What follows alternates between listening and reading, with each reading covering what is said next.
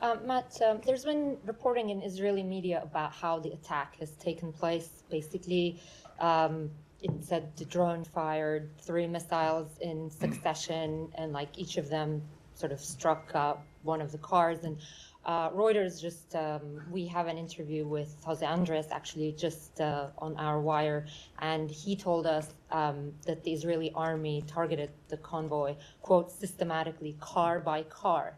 And Prime Minister Netanyahu talked about this being a mistake and unintentional. How do you reconcile those two, the reporting and what Jose Andres is saying and what Prime Minister Netanyahu is saying? So, two things about that. So, number one, the chief of staff for the Israeli Defense Forces has come out and said it was a misidentification. So while they were I took that to mean while they were targeting those cars, they did not believe that it was the World Central Kitchen that was operating those vehicles at the time.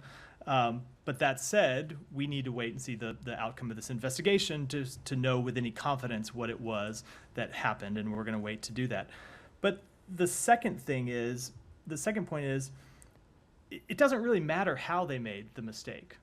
At the end of the day, you have 7 dead aid workers who were there trying to deliver humanitarian assistance. So whatever the reason was that led to this tragedy, whatever the mistake that happened inside the IDF, it's unacceptable. And they need to do better, and they need to put measures in place to ensure that it doesn't happen again.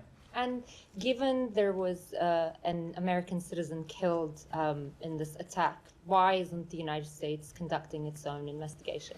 So we don't conduct investigations of the type I believe you're referring to from this building, so I wouldn't presume to speak to any. But I mean, could the administration consider sort of Department of Justice can do that, FBI can do that? Again, we don't conduct that type of investigation from the State Department. I'm not going to speak on behalf of any other agency. And I just want to ask the evergreen question. We've reported, and other media outlets have reported as well, that that the administration is looking at furthering a big $18 billion aircraft package, weapons package to Israel. We've reported that earlier this week.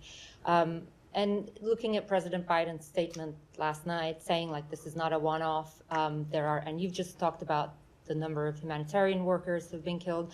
There are a lot of journalists who've been killed.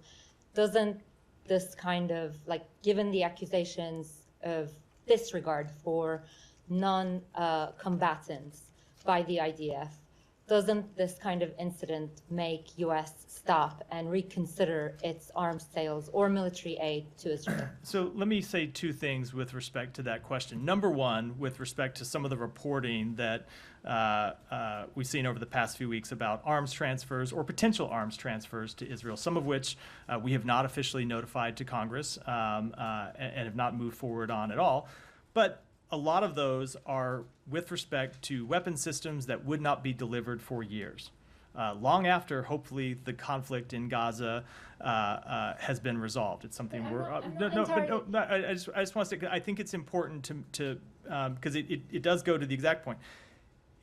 We have had a long-standing security relationship with the state of Israel that predates this administration, that predates the current government in Israel, and that has existed through Democratic and Republican administrations in Washington and through governments of different parties in Israel, because we are committed to Israel's long-term security. So when I get questions and when I see some of the reporting about arms transfers or potential arms transfers to Israel, some of which started years ago or approved years ago, and some of which relate to systems that won't be delivered until years down the road, I think it's important to put in context that those relate to our overall security relationship with Israel and our overall commitment to Israel's defense against a number of adversaries that it faces in the region that are committed to the destruction of Israel. Now, with respect to the question I know that you're getting at, which we've addressed a number of times here, we continue to be committed to Israel's defense, but we continue to press them consistently to ensure that they fully comply with international humanitarian law, and critically, that when they do make mistakes, as they very obviously did yesterday, that they are transparent about those mistakes, that they investigate them, and if appropriate, there's accountability. I'm not entirely sure how the delivery date for this being down the line 4 years, 5 years has an impact on your decision making today, because you're making the decision today with the information that you know there are like various accusations about Israeli military's conduct in Gaza. Elsewhere, there are incidents that the State Department is looking at whether Israel has breached international rule of like humanitarian law. So I'm not entirely sure how relevant it is that the delivery of those are like down the line. But just one last thing. You said a minute ago, so you talked about misidentification. Are you referring to the video of Israel Chief of Staff, or are Correct. you? I mean, Yeah, correct. and The also statement he said is that publicly. what Israel? Is that what U.S. government have been told, that it was a misidentification? They have told us. They have told us the same things privately that they have said publicly. But I mean that they took the strike, but they didn't. They weren't aware that it was a WCK convoy. I am not going to. They have.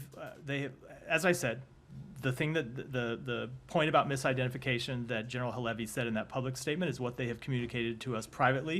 I'm not going to get further into the conversations, but ultimately, what's important is that they conduct an investigation to identify how that mistake happened, exactly how it happened, and what they can do to prevent it from happening in the future. So, Go ahead.